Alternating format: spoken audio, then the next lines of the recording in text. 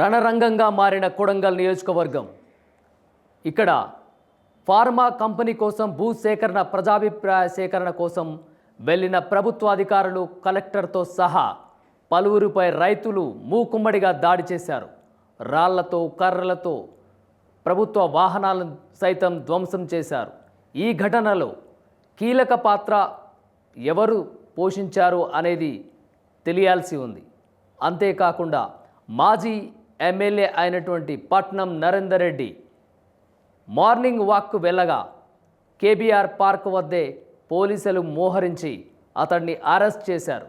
ఈ అరెస్ట్ వెనకాల గల కారణం రైతులు ఆగ్రహంతో ఊగిపోయి ప్రభుత్వ అధికారులను సైతం కర్రలతో దాడి చేసిన ఈ ఘటనలో ముఖ్య పాత్ర ఎవరు పోషించారు, వీరిని రైతులను రెచ్చగొట్టింది ఎవరు అనే అంశాలపై విచారణ జరగనుంది.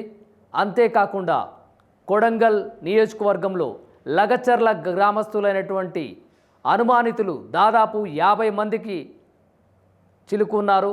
వీరిపై విచారణ జరగనుంది. 16 మందిని అరెస్టు చేసినటువంటి పోలీస్ 16 మందికి 14 రోజుల కోర్టు రిమాండ్కు పంపించింది. కొడంగల్ నియోజకవర్గంలో సబ్ జైలుకు తరలించారు. వీరిపై విచారణ దర్యాప్తు జరుగుతోంది. ఇదే నేపథ్యంలో కాంగ్రెస్ పార్టీ బీఆర్ఎస్కు చెందినటువంటి మాజీ ఎమ్మెల్యే పట్నం నరేందర్ రెడ్డి అరెస్టు వెనకాల కక్షపూరితంగా చేశారు అంటూ కేటీఆర్ ఈ అరెస్టుకి స్పందిస్తూ మాట్లాడినటువంటి మాటలు.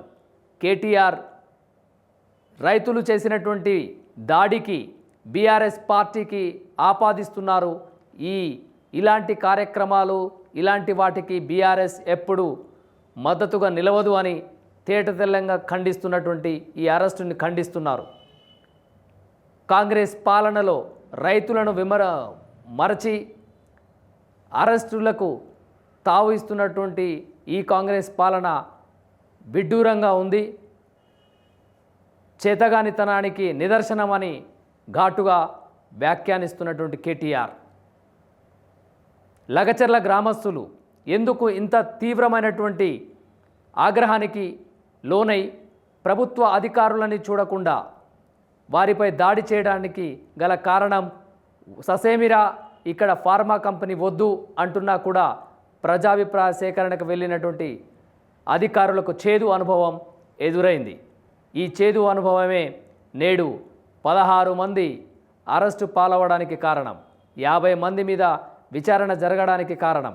భూసేకరణ వద్దు, మా భూములు మాకు కావాలి, ఇక్కడ ఈ ఫార్మా కంపెనీ పెట్టడం వల్ల ఆరోగ్యాలు క్షీణించి అనారోగ్యాల పాలవుతారని వద్దు నాయనో అని మొర్రున ఏడుస్తున్నా, నెత్తి నోరు మొత్తుకుంటున్నా వినని కాంగ్రెస్ ప్రభుత్వం మొండి వైఖరి ఈ విధంగా ఉండడం పట్ల కేటీఆర్ వారికి అండగా ఉంటూ ప్రజా సమస్యల కోసం అండగా ఉంటామని ధైర్యం చెప్తున్న కేటీఆర్. లగచర్ల గ్రామస్తులు రైతులు నేడు కటకటాల పాలయ్యారు. మునుపెన్నడూ లేని విధంగా రైతులు కటకటాల పాలవడం ఇది రాష్ట్రానికి క్షేమం కాదు అంటున్న కేటీఆర్.